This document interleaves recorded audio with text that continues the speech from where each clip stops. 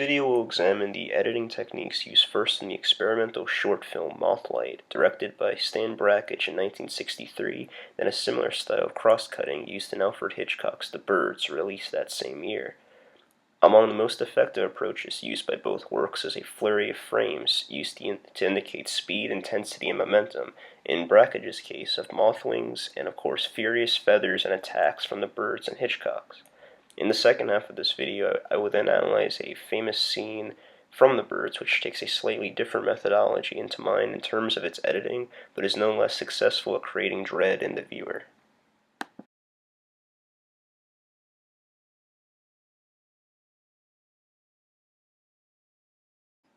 In Mothlight, included here, you are immediately greeted by an unfamiliar approach to filmmaking. Perhaps most significantly in terms of its filmic functionality, Mothlight doesn't actually use a camera. Instead, Stan Brakhage opted to create the short in the form of collage, pressing moth wings and other elements of foliage in between 16mm film cells. The effect is reminiscent of witnessing moths flying past your eyelids at tremendous speed.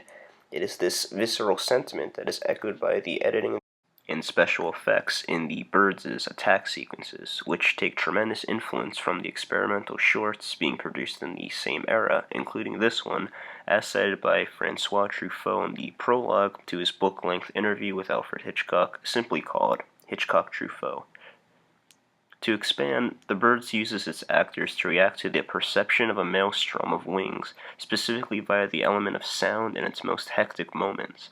An overwhelming, nerve-wracking hail of squawking, cawing, and furious appendage flapping is generated for each attack in the electronically produced diegetic score by Bernard Herrmann.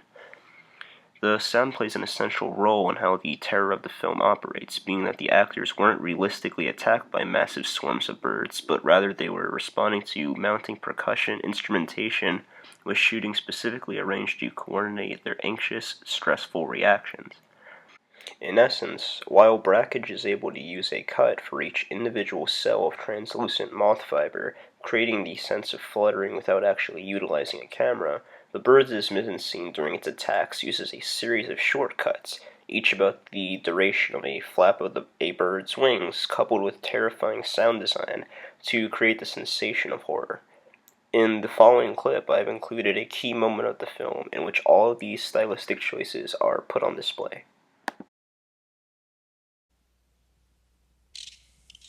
Mitch.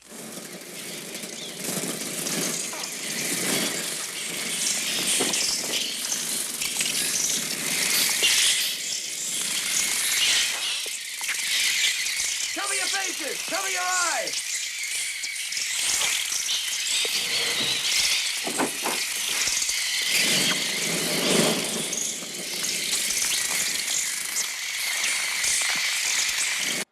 Following that, undoubtedly one of the most iconic pieces of editing from The Birds is this slow scene of Tippi Hedren smoking on a bench outside the school as she waits for a class of schoolchildren to finish their song.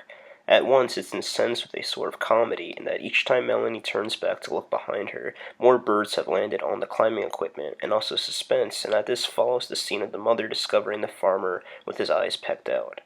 At this point, the viewer is primed to anticipate a savage attack by the birds, such that the mere sight of one or a few of them in the early shots of this scene are enough to put an audience on edge. The shot is framed deliberately to provide a full view of Melanie as she smokes, with the playground importantly not visible. The techniques of montage theory are used here to indicate the building anxiety in Melanie each time she opts to turn around.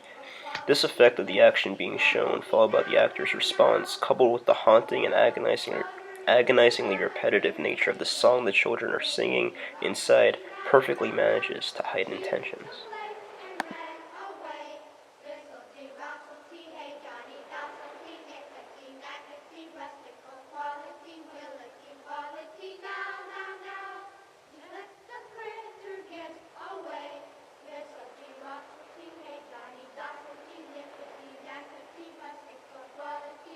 And then, brilliantly, the scene breaks from its pattern by locking in on Melanie as she continues to look over her shoulder in a worried panic, except now with the viewer not being provided those same glimpses at the playground.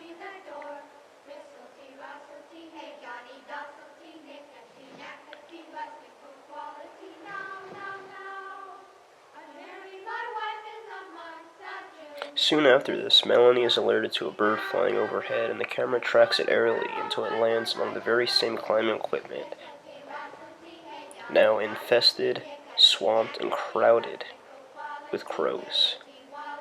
Tippi Hedren stands up and, unquestionably in sync with the audience, gasps, terrified. It's the closest thing to a modern horror jump scare the film has, and it's quite possibly the scariest moment of the birds. Without even having Melanie shriek or the birds lash out, their insurmountable presence alone is enough to render the audience stricken. All right, children, now please put your songbooks away, then stand up alongside your desks. We'll go out to recess